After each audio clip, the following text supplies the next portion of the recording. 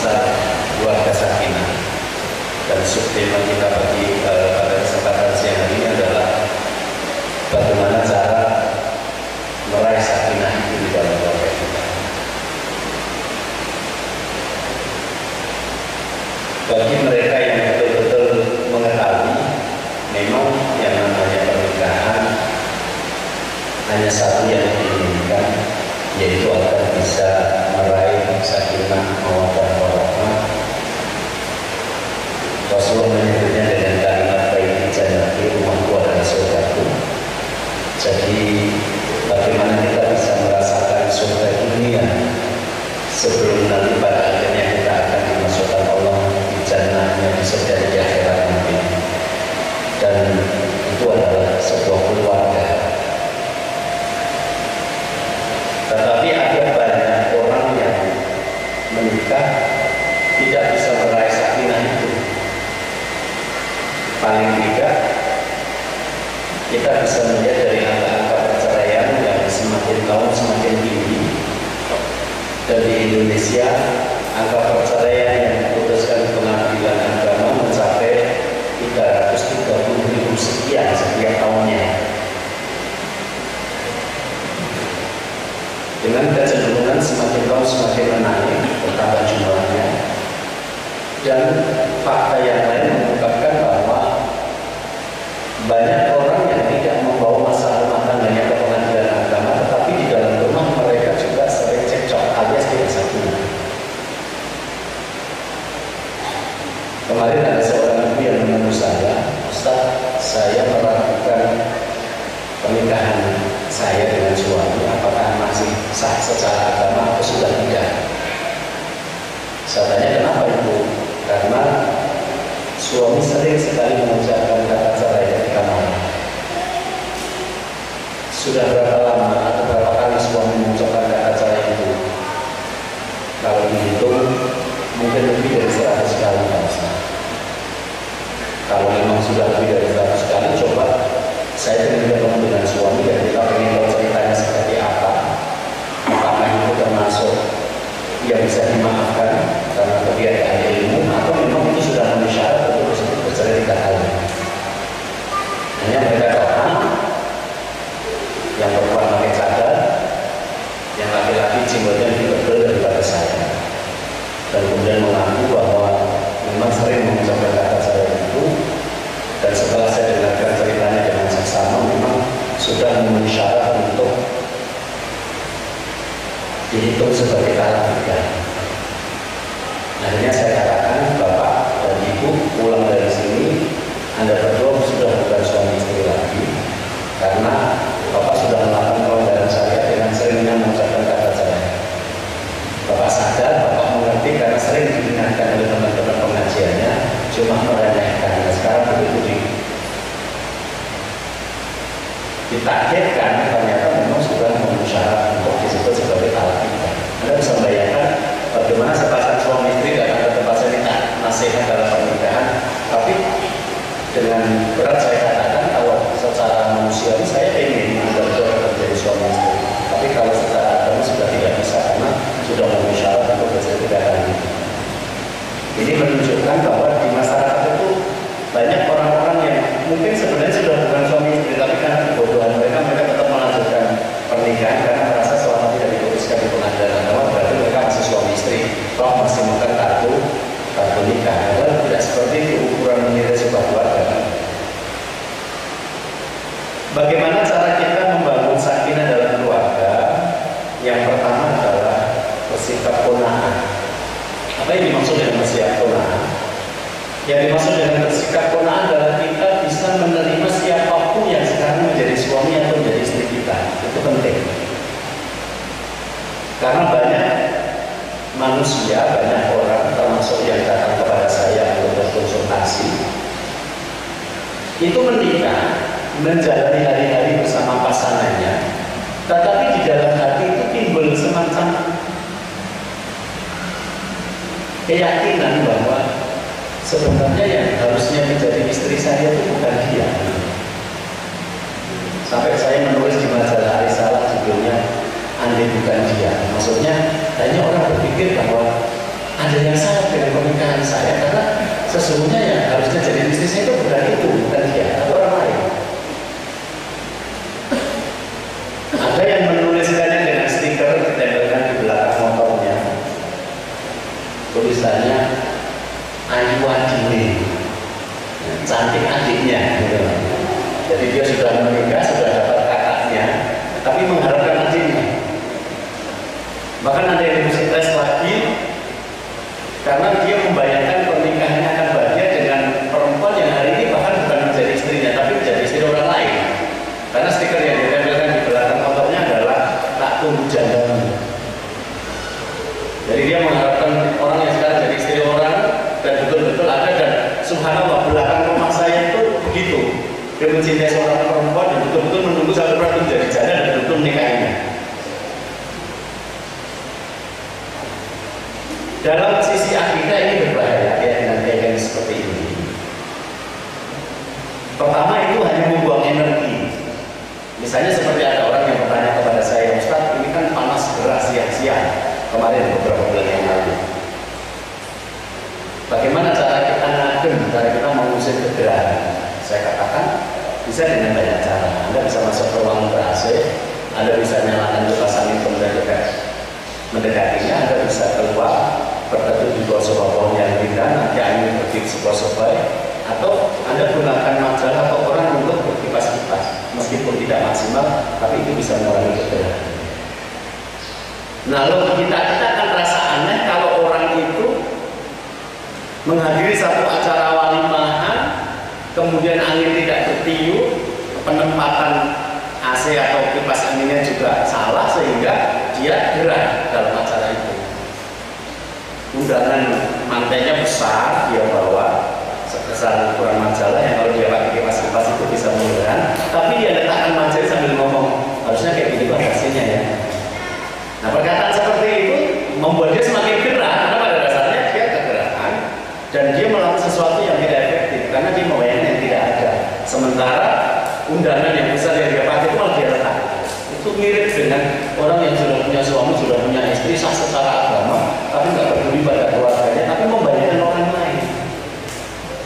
Seandainya dia yang jadi suami saya, maka saya akan bahagia. Seandainya dia yang jadi istri saya, maka saya bahagia.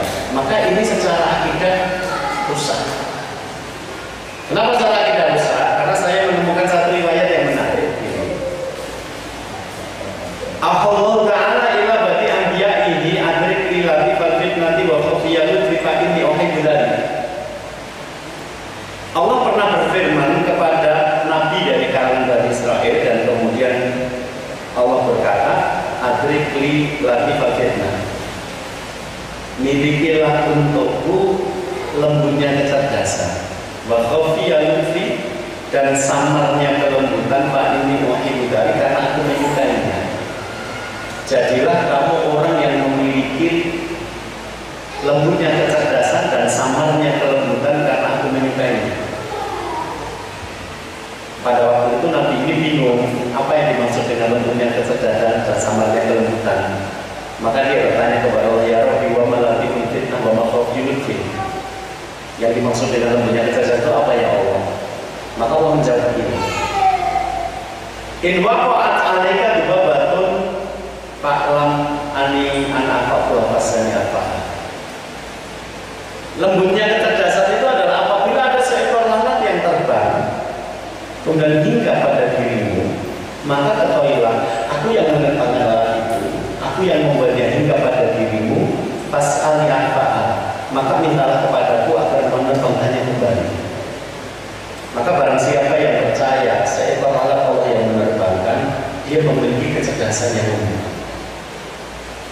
Nah, kalau samarnya kelembutan apa ya Allah? Maka Allah menjawab, idza atatka habatun fa'lam anni ana dzakatuka biha.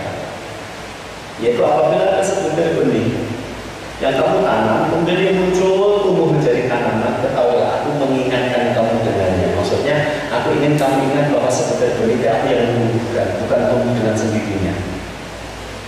Maka barang siapa yang percaya seekor lalat Allah yang menerbangkan, sebutir benih Allah yang menumbuhkan, dia memiliki kecerdasan yang di atas rata-rata, yang lembut, yang sama.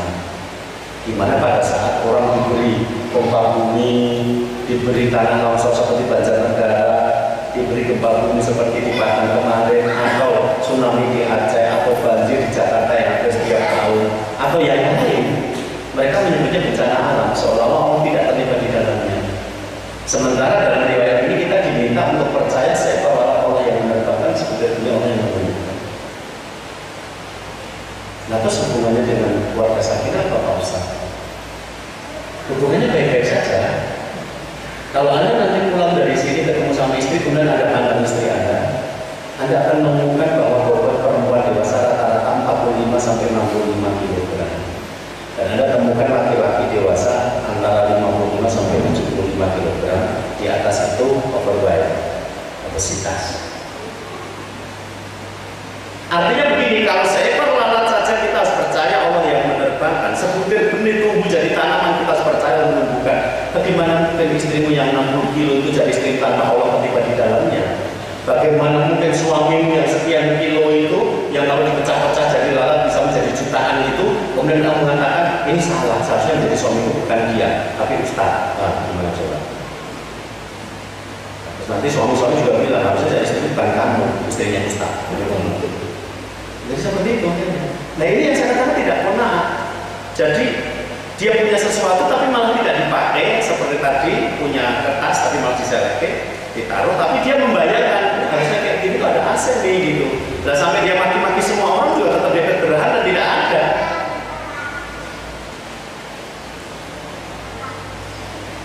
Sehingga nanti pulang dari sini, ibu-ibu bisa pandang bapak, bapak bisa pandang ibu, dan ibu mengatakan kepada bapak, aku percaya bahwa kita menjadi suami istri karena takdir Allah. Karena itu apapun dirimu aku terima. Kurang tinggi sedikit aku terima, kurang putih sedikit aku terima, kurang ganteng sedikit aku terima, kurang uang banyak aku terima. Tapi kalau aku tidak bisa menerima pernikahan kita, itu kalau kamu melanggar syariat Allah. Kalau kamu tidak sholat, aku tidak bisa terima. Kalau kamu mampu-mampuan, aku tidak bisa terima. Kalau kamu berjudi, aku tidak bisa terima. Kalau kamu mukul aku tidak bisa terima. Kalau kamu berselingkuh, apalagi? Harusnya begitu cara pandang kita dalam memandang keluarga Sakinah, karena keluarga itu dibentuk untuk menambah ketakwaan kepada Allah, memperbanyak amal ibadah, dan menegakkan syariat di dalam rumah tangga. Jadi sebenarnya dalam rumah tangga Islami tidak berkompromi kepada pelaku maksiat.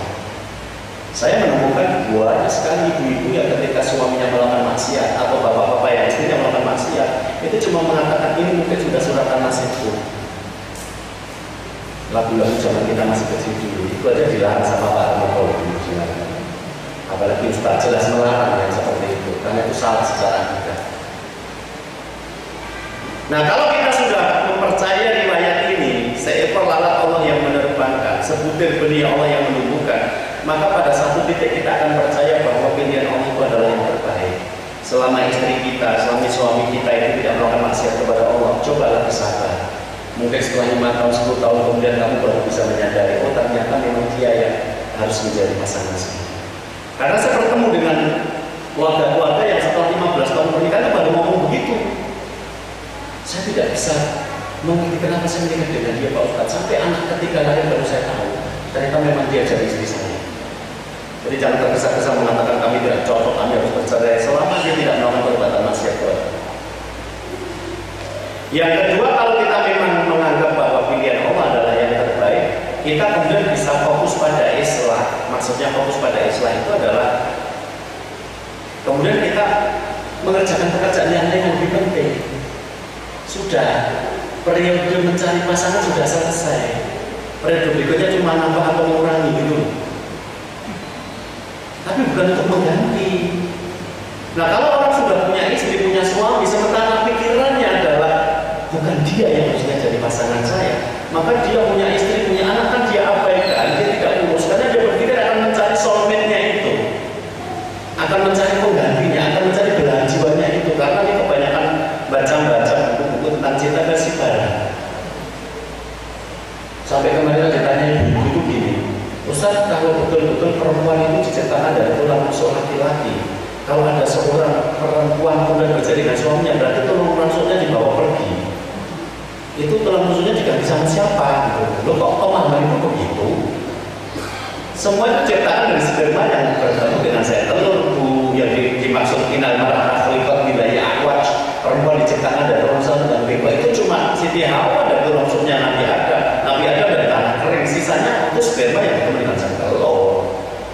ketika hadis mengatakan perempuan diciptakan dari tulang rusuk yang bego, itu untuk menjelaskan bahwa perempuan tidak sama dengan laki-laki, cenderung emosional.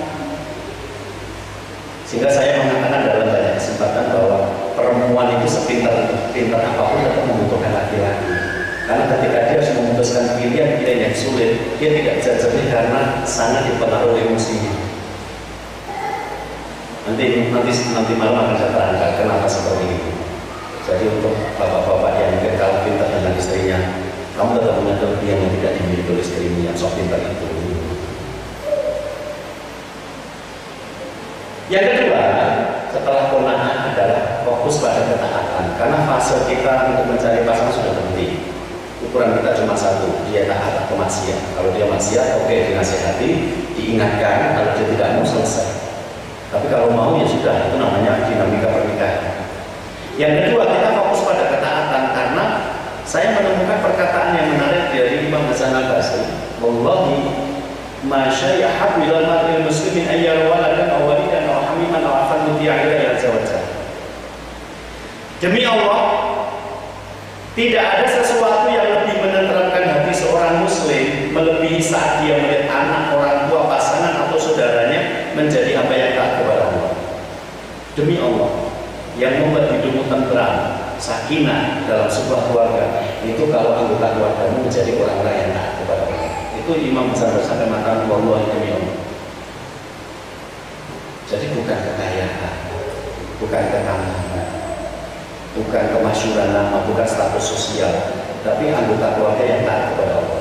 Mungkin kalau Anda berkonsultasi kepada konsultan-konsultan pernikahan yang bukan ustaz, tidak mengerti agama, mungkin mereka akan memberikan solusi yang berbeda. Bagaimana cara membuat saya keluarganya bahagia? Mungkin dengan kemapanan ekonomi, fasilitas yang lengkap, saling pengertian, saling menyayangi. Tapi ternyata dalam Islam tidak seperti itu. Tadi pagi sudah saya sampaikan, tidak menyayangi saja keluarganya bisa baik kalau orangnya takut kepada Allah. Tapi saling mencintai bisa jadi pukul-pukulan juga. Habis mukul bilang aku cinta kepada Allah dan aku tidak bermaksud memukulmu. Itu ada, saya ketemunya kasus-kasus seperti itu. Ya. Nah, kalau orang-orang yang tidak ngerti agama, mereka tidak akan memasukkan jadikanlah anggota keluarga Anda menjadi orang-orang yang taat kepada Allah. Tidak akan masuk ke wilayah itu. Padahal ini sejalan dengan penafsiran para ulama berkenaan dengan ayat anfusakum wa ahlikum nar. Wahai orang yang beriman, jagalah diri dan keluarga kalian dari api neraka. Itu semua ulama sepakat meskipun dengan bahasa yang berbeda-beda. Yang dimaksudkan dengan jagalah diri dan keluarga kalian dari neraka itu adalah jadikanlah anggota keluarga kalian ahli taat, menjadi orang yang taat kepada Allah.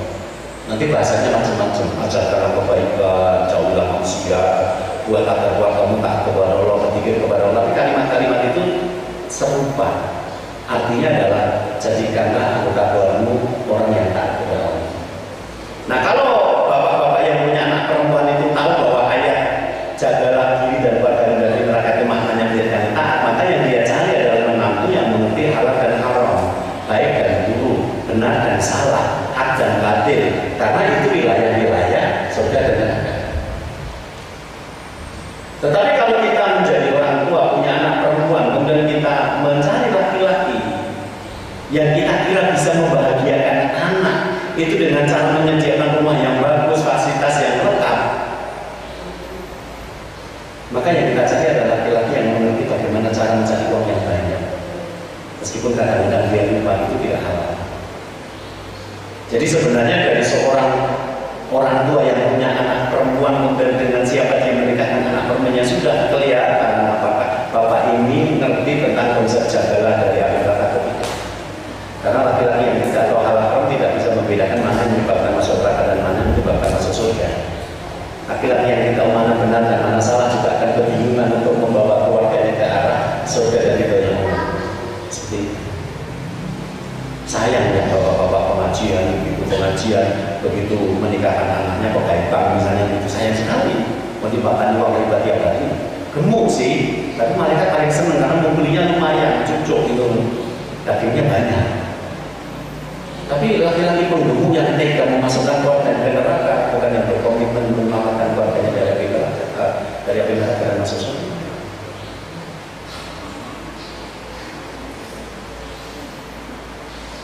Beberapa minggu yang lalu ada seorang ibu yang datang ke Indonesia dengan suaminya. Suaminya menunduk dan ibu ini cerita, Ustaz, 8 bulan yang lalu saya pada suatu malam bangun, tiba-tiba bangun, jantung saya berdegup kencang, keringat saya mengucur dingin, kemudian pikiran saya kacau, perasaan saya nggak enak, Ustaz. Tapi saya mencari apa dan kenapa itu tidak ketemu jawabannya. Sampai tadi pagi suami saya membuat pengakuan bahwa pada malam itu, ketika saya bangun malam itu, dia sedang berselingkuh dengan janda tetangga saya. Hari ini dia baru mengaku itu. Hari ini saya bawa ke Ustaz untuk minta nasihat. Mungkin kalau orang yang tidak kenal pengajian tidak masuk di nalar mereka bahwa ketika salah satu anggota keluarga itu melakukan sebuah maksiat, maka anggota keluarga yang lain akan turut merasakan efek buruknya. Ibnu Sirin bahkan mengatakan, kalau aku berbuat maksiat kepada Allah, maka aku langsung bisa melihat efeknya pada istri dan budak tungganganku. Jadi kalau pagi-pagi biasanya naik budak tunggangan langsung siap jalan-jalan gitu, tiba-tiba kok mogok, itu biasanya langsung metani. Tapi mana aku berbuat dosa apa ya? Kok begini budak tungganganku? Pulang ke rumah biasanya istri menyambut dengan baik, kok sekarang buka masam. Itu suami akan mengatakan, aku berbuat dosa apa ya? Kok istriku seperti itu? Karena Rasul memang mengatakan seperti itu. Ketika ditanya oleh seorang sahabat, "Al-ithmu ya Rasulullah, apakah dosa itu ya Rasulullah?" Maka beliau mengatakan, "Al-ithmu ma'aka bisadrika wa farfa'ya dari alinas." Dosa adalah hal yang membuat kamu gelisah dan kamu takut diketahui orang lain. Nah, dalam konteks berumah tangga, ketika seorang suami pergi keluar kota alasan perjalanan dinas, nanti dia selingkuh, percayalah, istri di rumah merasa tidak enak pada.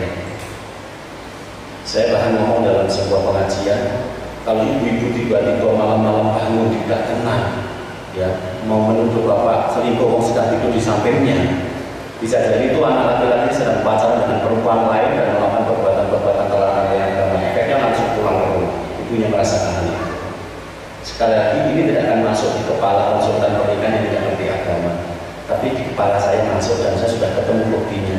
Beberapa keluarga kacau itu karena di luar rumah bapaknya ibunya melakukan maksiat dan itu sangat membawa ke dalam keluarga mereka. Jadi bukan soal mobil, bukan soal rumah, bukan soal tidur nyaman, tapi soal ketaatan kepada Allah. Maka betapa butuhnya kita suami-suami yang bisa membawa keluarganya ke arah ketaatan kepada Allah. Betapa butuh kita kepada istri-istri yang taat kepada suami untuk mentaati Allah, dan betapa butuh anak-anak yang soleh dan solehah yang mentaati Allah. Sebab demi Allah, kata Imam Sabasri, itulah yang membuat hati seorang muslim merasa tenang dalam hati yang sebenarnya. Ya. Itu dua saja, ada 4 sebenarnya. Bagaimana cara membuat sakinah, tapi karena tadi saya diberi waktu sampai jam 1:04. Ini sudah jam 1:14, jadi 2 itu. Bagaimana cara menggapai sakinah? Yang ketiga dan keempat panjang misalnya. Ya. Cara menggapai sakinah itu kemarin saya bilang, saya pedomannya adalah yang di depan saya bukan yang di belakang saya. Jadi kalau antara depan dan belakang tidak sama, itu jadi pengurus masjidnya tidak konsisten. Gitu. Kalau saya dikatakan kurang Ustaz, pedoman saya situ. Jadi memang mentaati imam yang salah itu akhirnya salah. Gitu. Karena dalam konteks berkeluarga itu intinya adalah suami yang qawwam. Sampai saya nulis buku judulnya Amanah di Pundak Ayah. Itu intinya adalah kalau Anda ingin memperbaiki satu keluarga, itu intinya adalah perbaiki suaminya. Karena keluarga itu adalah organisasi, dan yang menetapkan laki-laki sebagai pemimpin dan organisasi itu adalah ayah. Ar-rijalu qawwamuna 'alan nisa. Laki-laki adalah pemimpin perempuan. Para feminis tidak setuju, itu bukan urusan saya, urusan mereka. Karena mereka akan sia-sia hidupnya mempercayai sesuatu yang akan mungkin terjadi, menyamakan laki-laki dengan perempuan. Nah, ketika laki-laki sudah ditetapkan Allah menjadi qawwamuna 'alan nisa, pemimpin bagi perempuan, maka persoalan cuma tinggal 2 sebenarnya. 1, jadikanlah laki-laki itu seqawwam mungkin, setegas mungkin, capable menjadi pemimpin. Dan yang kedua, cari perempuan yang taat kepada pemimpinnya. Intinya cuma itu. Jadi masalah rumah tangga itu akan muncul kalau laki-lakinya letoy, tidak bisa mengambil keputusan, peragu, bimbang, kayak perempuan. Gitu. Sementara istrinya tidak taat kepada suami. Persoalannya muter-muter di situ kan sebenarnya. Coba kalau saya mengadakan pengajian keluarga sakinah yang datang ibu, intinya cuma satu, taatilah suamimu. Sebagaimana Rasul mengatakan kepada bibinya Usaid bin Mihsan itu, "Tanzuri aina antikum fa inna jannata wa nar." Lihatlah bagaimana sikapmu kepada suami, karena suami adalah surga dan neraka. Jadi perempuan itu bermuara pada taat kepada suami, dan suami itu bermuara pada kemampuan dia memimpin dengan baik organisasi bernama keluarga.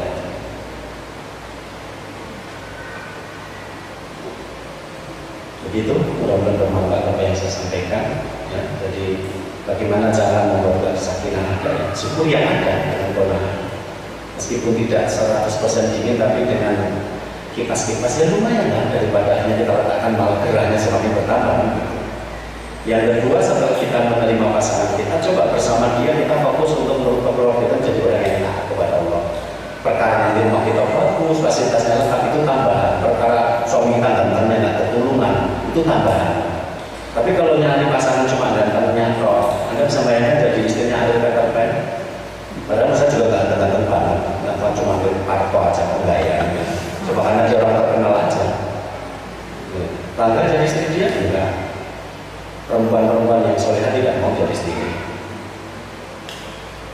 Tangga jadi istri pejabat enggak. Sebentar lagi depan rumahnya ada tulisan disita KPK. Di Solo ada rumah 42 miliar, tapi depan rumahnya ditulis disita KPK. Tidak jadi tinggal, sekarang malah jadi semacam objek wisata yang seperti itu. Ya, jadi kadang-kadang kita terlalu nggak ngerti ilmu berumah tangga ya, yang ada cuma pengen bahagia ya, tapi kemana itu nggak jelas. Pengen tenang tapi arahnya nggak jelas. Dan agama kita sudah mengatakan, Rasulullah bersabda, khairukum khairukum li ahli wa ana khairukum li ahli. Sebaik-baik kalian adalah yang baik pada keluarganya, yang terbaik pada keluarganya, dan akulah yang terbaik di antara kalian pada keluarganya. Jadi yang pertama merujuk kepada prestasi hidup itu sesungguhnya adalah keluarga yang baik. Kalau sekedar uang yang banyak, kalau ada keturunan Soeharto atau Abi Rizal Bakri ya jangan usah kerja, nggak usah sekolah. Anda sudah rumahnya paling baik kok sekali kapan, percayalah itu. Itu bukan prestasi, dikasih orang tua. Gitu. Tetapi di sisi yang lain, kalau Anda meninggalkan anak yang soleh, keluarga yang sakinah, itu nanti akan meninggalkan peradaban. Bahkan saya di Solo menemukan ada beberapa rumah yang mirip istana, tapi tidak pakai tulisan disita KPK. Itu akhirnya tidak ditempati, karena orang tua meninggal, anaknya sudah punya rumah di kota yang lain. Maka saya sering mengatakan peninggalan rumah bagus itu apa dikira prestasi? Enggak, karena anaknya tidak menempati, lama-lama berlumut, lama-lama keluar rumputnya. Prestasi terbaik dari rumah ini apa? Menjadi tempat syuting film hantu apa, nenek gayung apa, nenek tetangga gitu. Orang Indonesia paling kreatif menciptakan hantu-hantu itu. Syutingnya di rumah Anda karena apa? Menyeramkan gitu loh. Ada mati anak Anda tidak pulang karena di perusahaan sudah punya rumah sendiri. Saya menemukan rumah-rumah yang dibiarkan menua berlumut. Kenapa? Karena keluarga itu memang kaya dan memang anaknya tidak merasa wajib pulang. Itu prestasi gitu. Tapi kalau anak yang sholat, istri yang taat, jelas itu prestasi. Maka fokus ke situ. Dan potongan hadis yang kedua mengatakan wa ana khairukum li ahli, dan akulah yang terbaik di antara kalian pada keluargaku. Berarti ada rujukannya. Ya kepada Rasulullah itulah bagaimana. Kasihan sekali orang Kristen. Kenapa? Karena nabinya tidak pernah menikah. Jadi suami teladan dalam Kristen itu membingungkan. Mirip siapa? Nabinya nggak nikah. Kalau kita kan jelas ya seperti Rasulullah itulah suami teladan. Istri teladan seperti istri Rasulullah, anak-anak teladan seperti anak-anak Rasulullah. Coba kita cari sekarang dalam riwayat. Bagaimana Rasulullah bersikap itu semua? Disitulah kunci pendidikan keluarga sebenarnya. Mudah-mudahan bermanfaat. Insya Allah nanti malam kita bahas lagi, tapi dengan tema yang berbeda. Jadi siapa bilang materi keluarga tidak menarik dan menakutkan? Sebab kalau Anda tidak mengetahui ini, keluarga Anda lancar tidak sakinah. Maka harus banyak belajar. Jihad, oke, Anda berangkat jihad, istri Anda nanti tidak mau ditinggal, jadi jihad. Anda ditangkap tahu, dimasukkan ke penjara, istri Anda kemudian minta cerai karena nggak puasa tiap hari pulang pergi ke penjara. Keluarga sakinah bagian dari perjuangan. Siapa bilang tidak ada bagian dari perjuangan? Jadi yang mengatakan keluarga saya sangat penting, nah itu tidak paham. Saya di Solo Pak menemukan ada seorang laki-laki yang dipenjara bukan karena mau pesan tetangga, karena mau perjuangan agama Allah. Tapi istrinya nggak siap dengan fakta itu. Hanya dia ngomong sama perempuan yang lain, besok kalau cari suami jangan seperti suami saya. Innalillahi wa inna ilaihi raji'un. Bagaimana bisa punya suami yang sudah dihitung musuh sebagai lawan, sudah ditakdirkan akan menjalani hukuman, tinggal meraih surganya, malah istrinya tidak siap dengan kondisi seperti itu. Ada Pak di Solo, Ustaz dijatah selama Ramadan pergi ke Kalimantan untuk PDR, ya dakwah selama sebulan Ramadan, dakwah Ramadan gitu ya. Ternyata nggak jadi, kenapa? Istrinya nangis ditinggal sama pulang. Kamu juga dapat dari mana istri kayak gitu? Istri mujahid yang ditinggal pergi sebulan aja nangis. Kenapa? Karena merasa keluarga saya nggak penting. Ya kalau sudah begitu saya bilang dalam hati, ya rasakanlah gitu loh, punya istri. Tapi selama ini kamu nggak pernah peduli kepada bagaimana membina anak, membina istri. Dikira itu nanti akan baik dengan sendirinya hanya karena Anda berjilbab. Enggak. Anda datang ke majelis taklim, kalau rasa takut atau tidak muncul, tanpa tidak saya sampaikan. Mentah itu nanti. Gitu, mudah-mudahan bermanfaat. Assalamualaikum warahmatullahi wabarakatuh.